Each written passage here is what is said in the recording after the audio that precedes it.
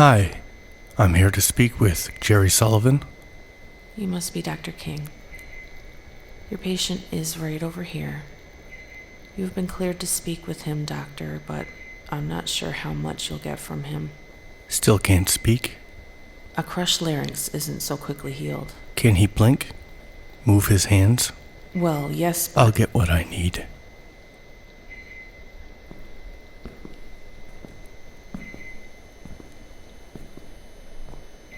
Hello, Jerry. My name is Dr. King. I'm a special kind of doctor. I help people remember things. Last week, you were found unconscious by a morning jogger. Said she found you lying naked right there in the middle of a walking trail. She called the paramedics. They thought you were dead. Just look at those ligature marks. You're a lucky man to be alive, Jerry. It's okay. Don't try to talk, Jerry. Just listen. First, I think it's best that I tell you why I'm here and what I intend to do. As I said, I'm a special kind of doctor. I help people remember things. The Gray Valley Police sent me, Jerry. I work with them from time to time when they have an important case, but need help piecing things together. Detective Klein was here to see you last week. You wrote out a statement for him. Explained what happened. But it left him wanting, Jerry. He doesn't believe your story. But I'm not Detective Klein. I'll tell you what I know. I know that people who have suffered a tragic event forget details. It's natural. Our body's way of protecting us from further stress and trauma, so we can heal. Sometimes people even invent alternative stories and events because they just can't handle or accept the truth. They aren't trying to be deceptive, Jerry. They're just trying to cope. They try so hard to believe it because it's the only way that they can go on living. And sometimes, Jerry, sometimes they make up things because they don't want to face the consequences of their actions. I have found that most people fall under one of those three examples, and I need to know which one you fall under. I want you to know that I'm a very understanding man, Jerry, but I need you to help me. Now that you've had a week to recuperate, I believe you're going to remember more than you did with Detective Klein. And with my special set of skills and your help, I believe we are going to put this together for the betterment of all of us. Okay, so how this works, Jerry, is I'm going to hand you this little notebook here and this smooth ballpoint pen, and I'm going to hypnotize you. When you're under, I'm going to read your statement back to you, the one you gave to Detective Klein. And you're going to relive the night in question with great detail in your mind. Whenever you remember a new detail or something different from your statement, I want you to write it down on that notepad with that nice ballpoint pen. Okay? All right. You see this little spin top I have here, Jerry? I have this little talent where I can spin this on the tip of my index finger like that. And I can keep it there, sure and steady.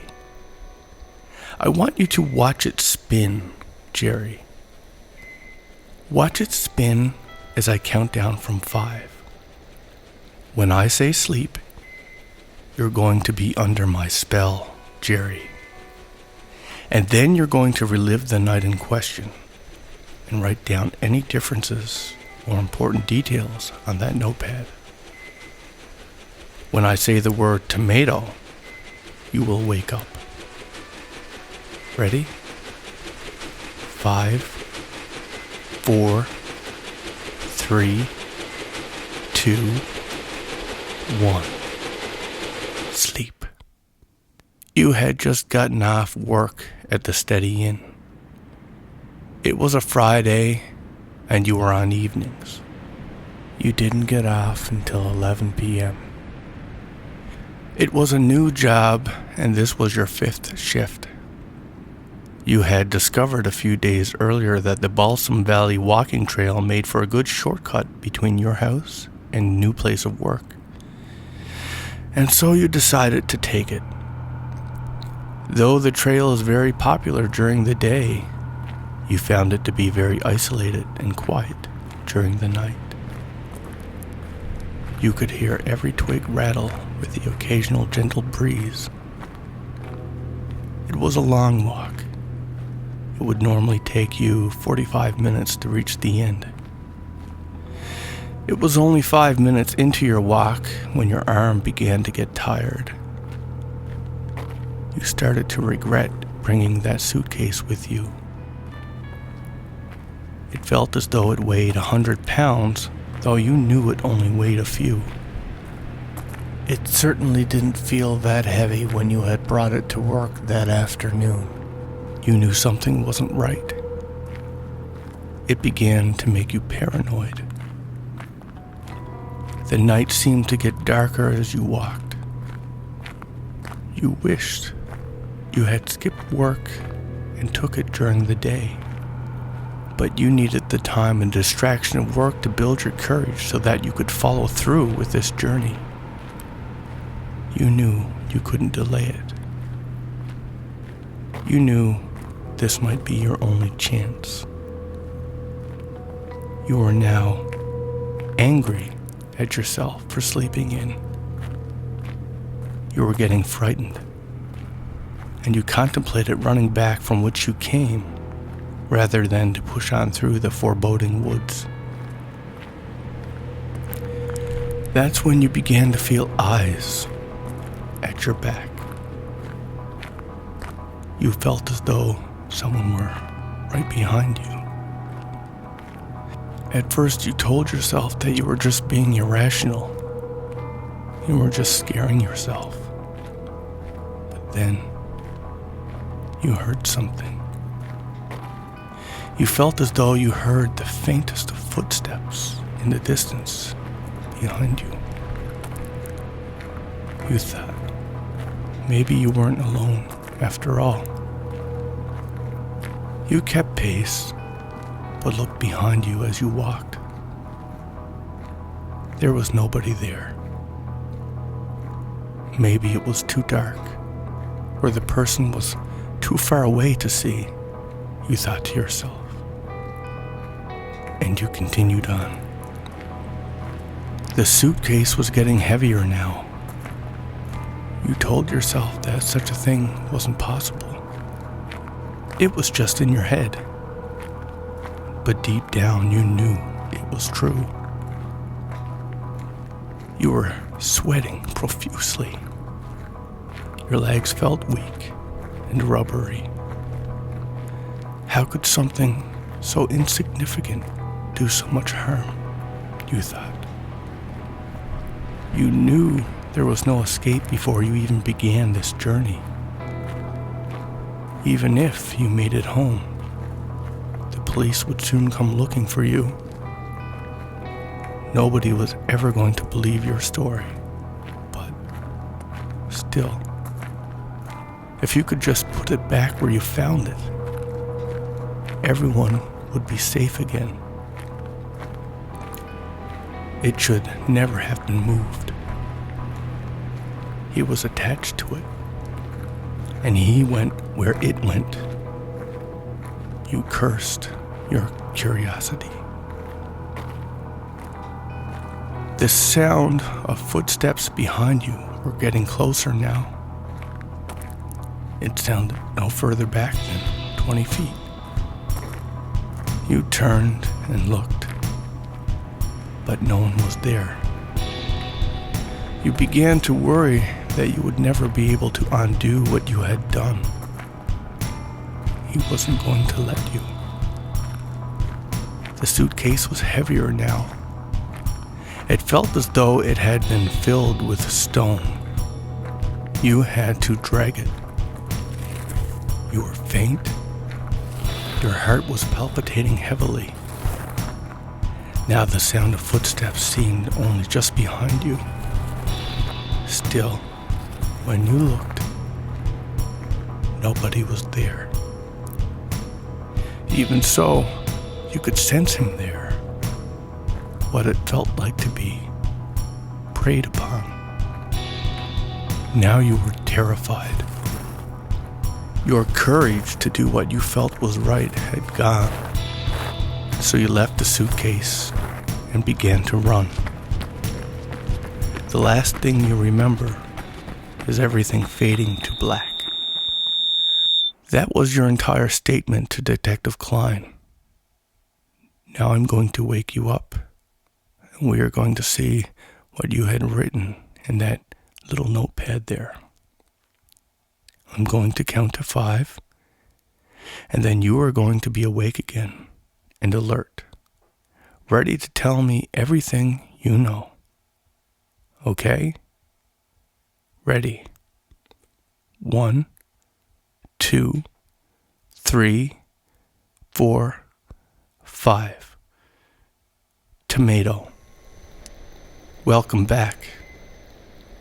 Let's see what you have in that little notepad there. Let's see how consistent your thoughts are with your statement.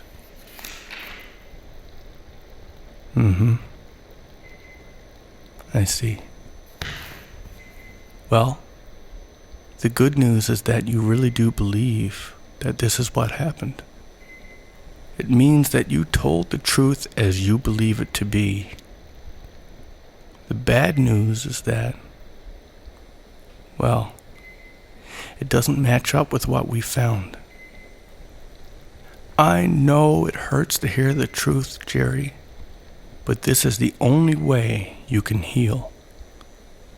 Here's what really happened, at least insofar as it looks on our end. Last Saturday, an early morning jogger found you collapsed and naked on the Balsam Valley walking trail. She called the paramedics who arrived on scene with the police.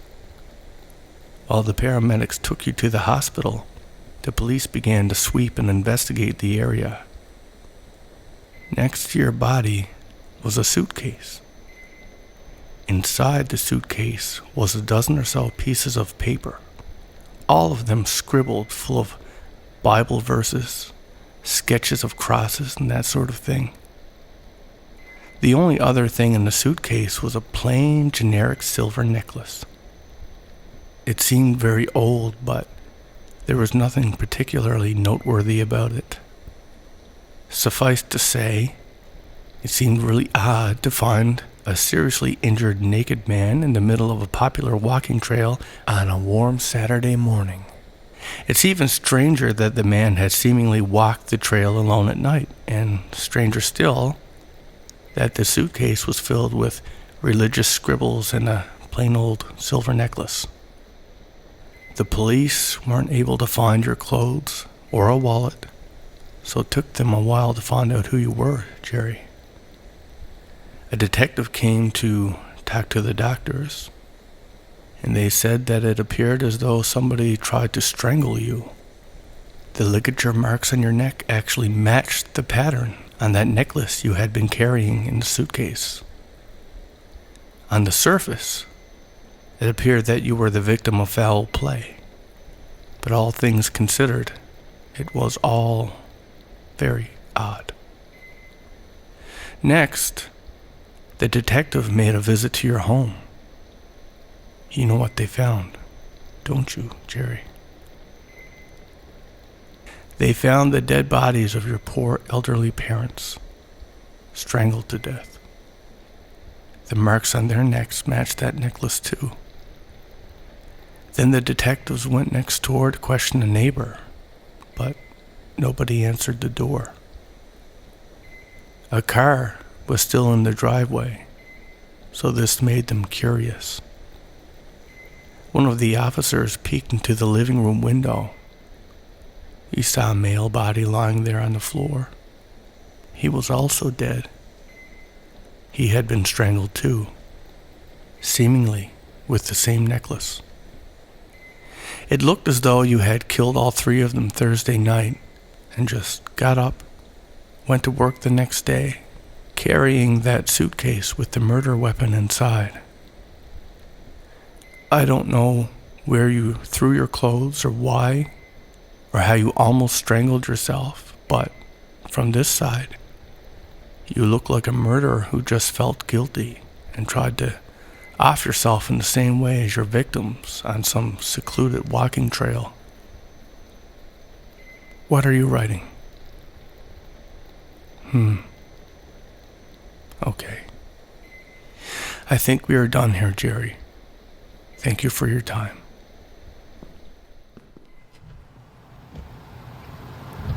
Hello?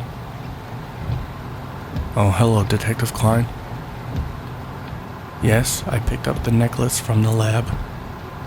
It's right here next to me on the passenger seat, and I better not take any shit for doing it. I know. But I'm not one to break protocol.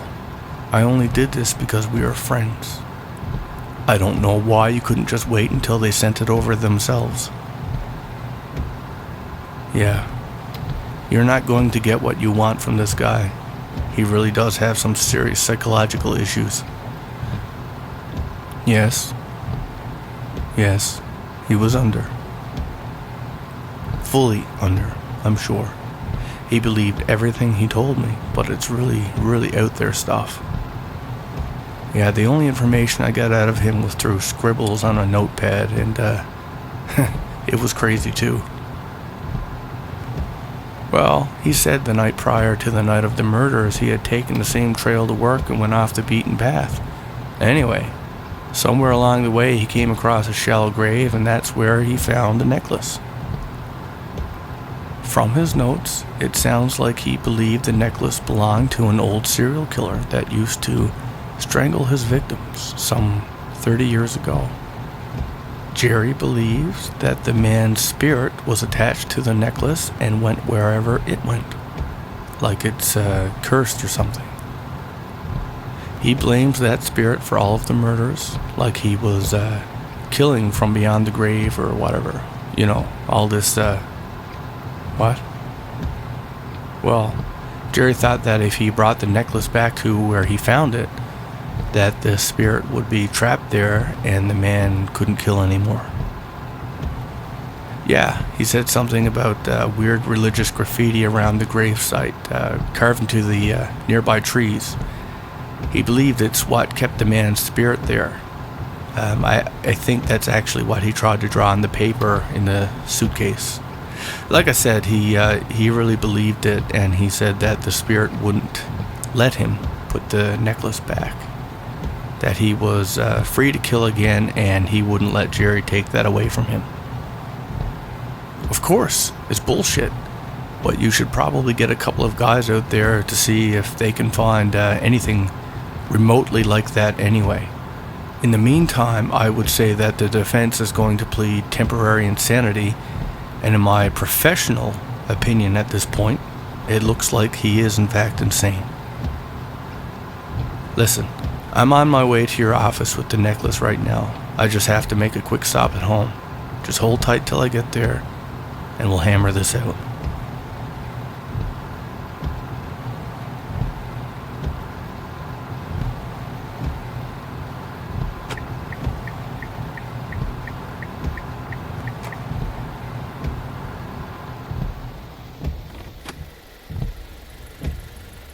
What the hell?